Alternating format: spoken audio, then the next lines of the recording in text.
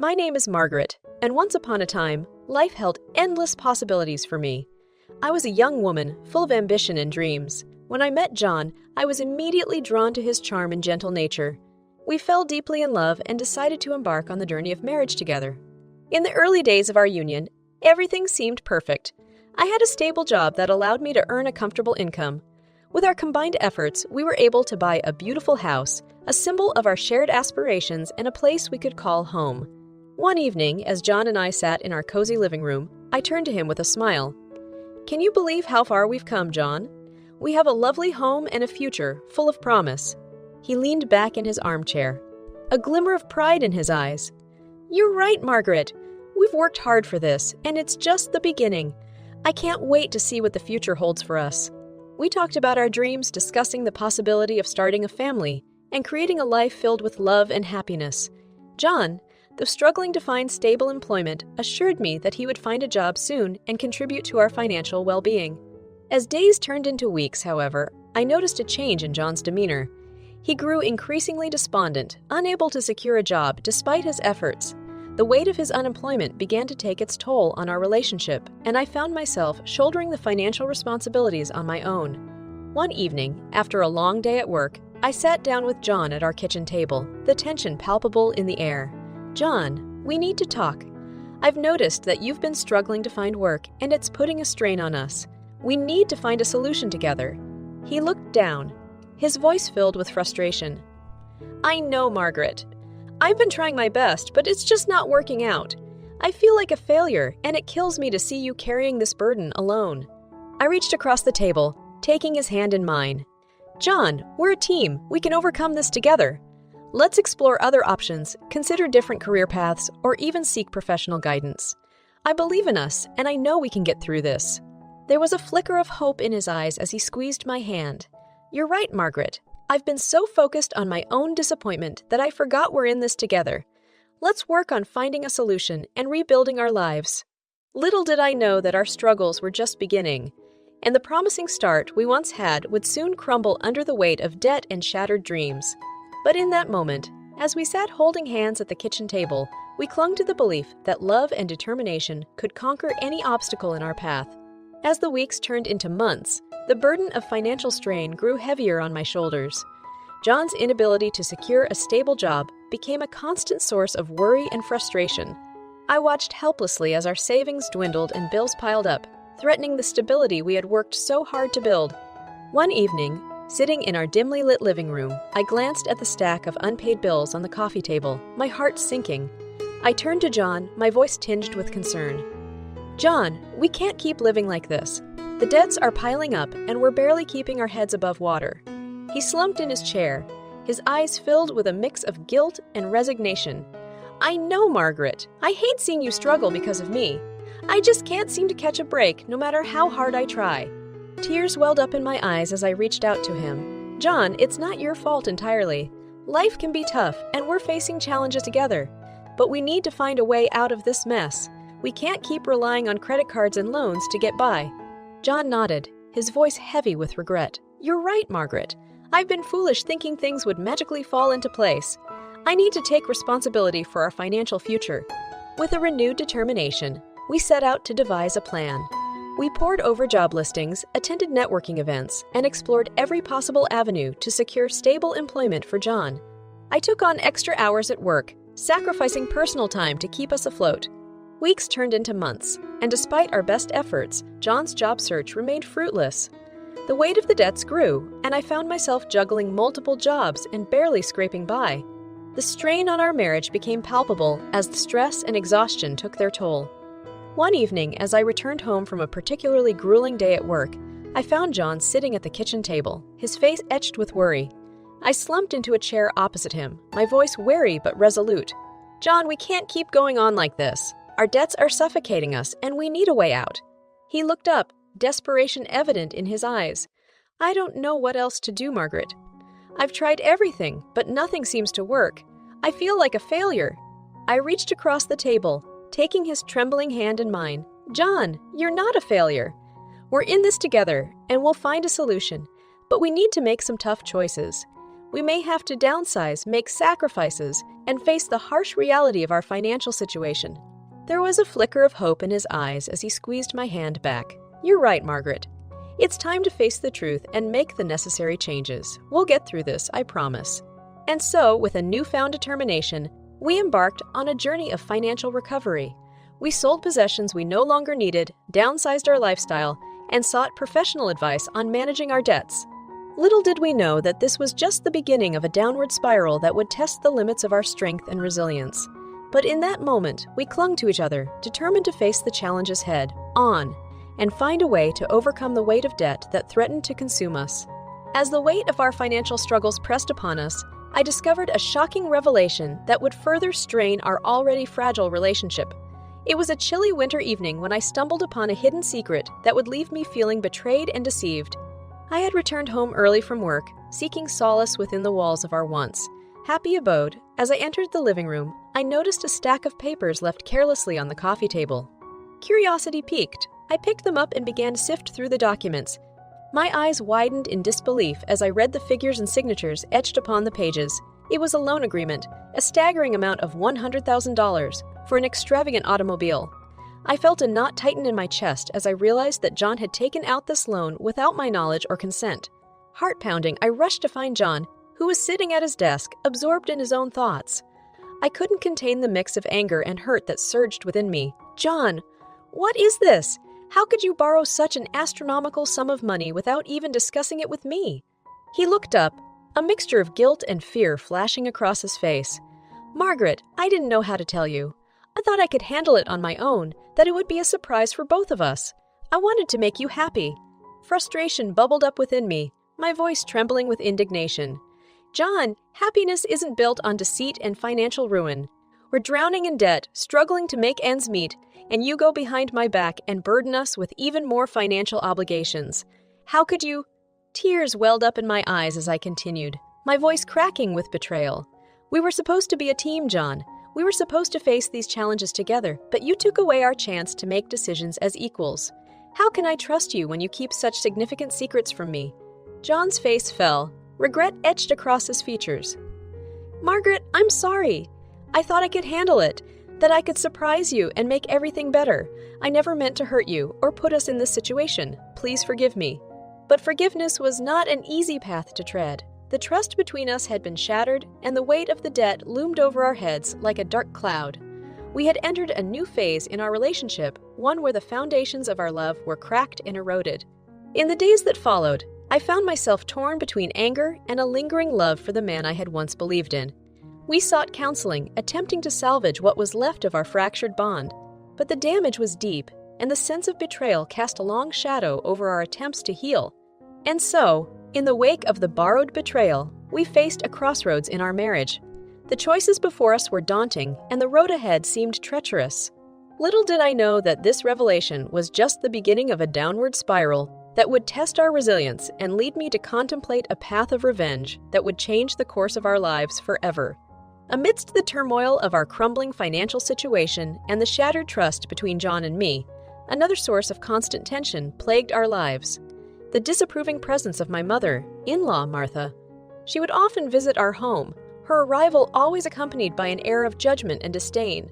One sunny afternoon, as I busied myself in the kitchen, Martha barged in without warning, her disapproving gaze scanning the room.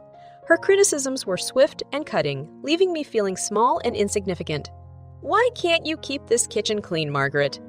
It's no wonder John struggles with finding a job when he has to come home to such chaos," she sneered, her voice dripping with contempt. I fought back the tears that threatened to spill over, summoning the strength to respond. "I do my best, Martha.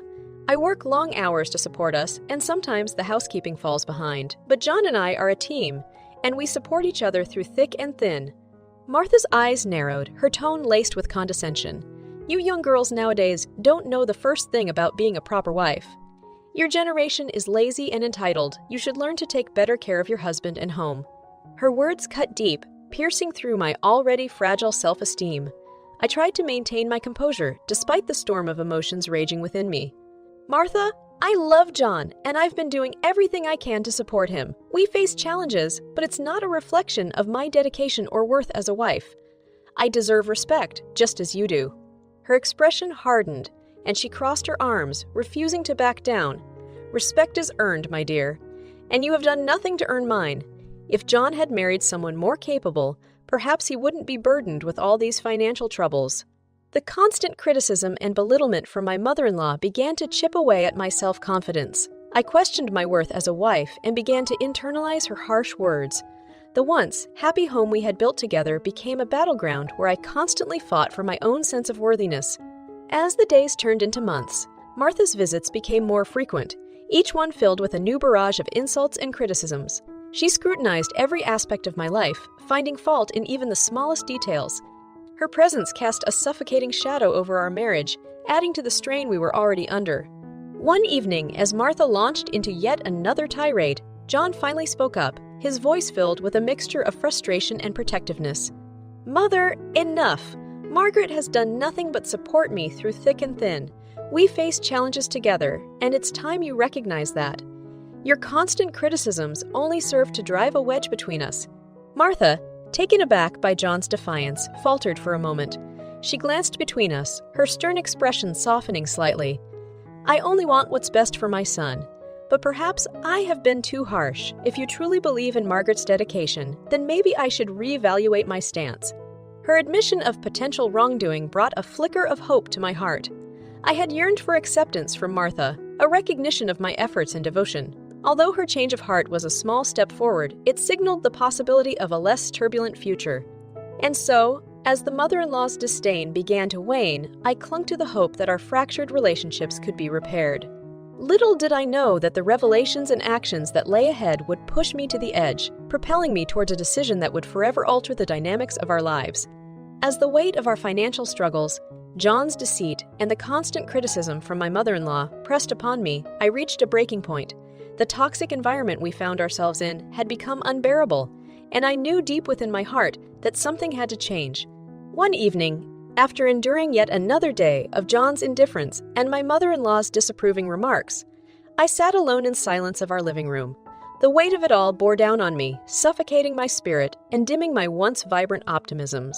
Tears streamed down my face as I whispered to myself, "I can't continue like this. I can't keep living in a loveless marriage, being treated as though I'm worthless. I deserve better." The following morning, I woke up with a newfound determination. The pain and frustration that had festered within me transformed into a fire, a spark of strength and resilience. I realized that I had the power to change my own destiny, to break free from the chains that held me captive in a loveless and toxic relationship. I mustered the courage to confront John, to lay bare the depth of my anguish and my resolve for change. As we stood face to face in the bedroom, the air thick with tension, I spoke with a firmness I hadn't known I possessed. "John, I can't keep living like this. Your lack of effort, the emotional abuse, and the constant betrayals have pushed me to my limits. I deserve happiness, respect, and a life free from this toxicity." He looked at me, a mix of surprise and disbelief etched across his face. "Margaret, please understand. I've been going through a tough time, and I've lashed out in ways that I never should have, but I promise I can change. We can work through this together." I shook my head, my voice steady despite the turmoil within. "No, John, it's gone too far. I've given everything I could, and I can't keep sacrificing my own well-being for a marriage that has broken me. It's time for me to leave." His eyes filled with desperation as he pleaded, "Margaret, please don't go. We can find a way to fix this, to rebuild what we once had." But his words fell on deaf ears. The walls that had once protected my heart now crumbled, revealing a resolve I hadn't known existed. "I can't stay in this toxic cycle any longer, John. I deserve a life where I am valued and respected. I deserve to be free."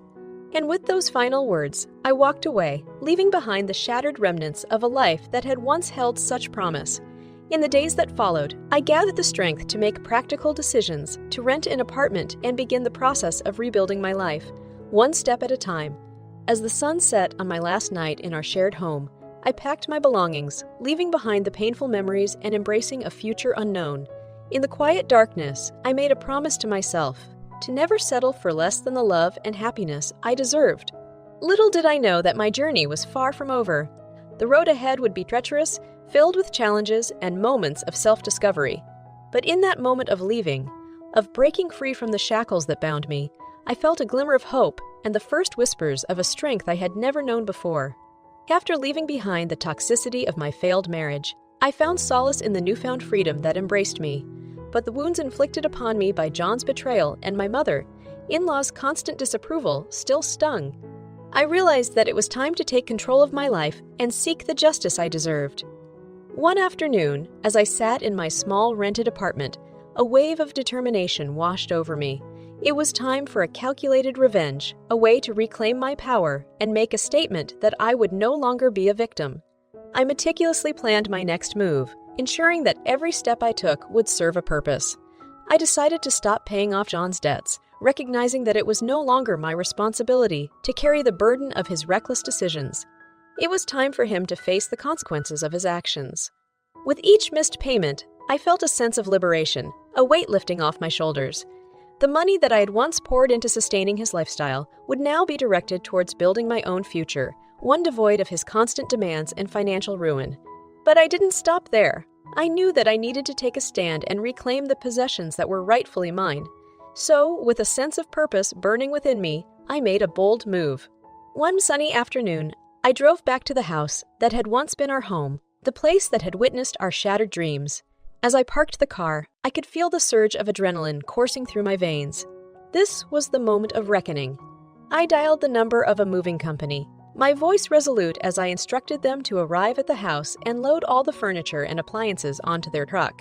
It was time to take back what was rightfully mine, to strip away any trace of the life that had caused me so much pain.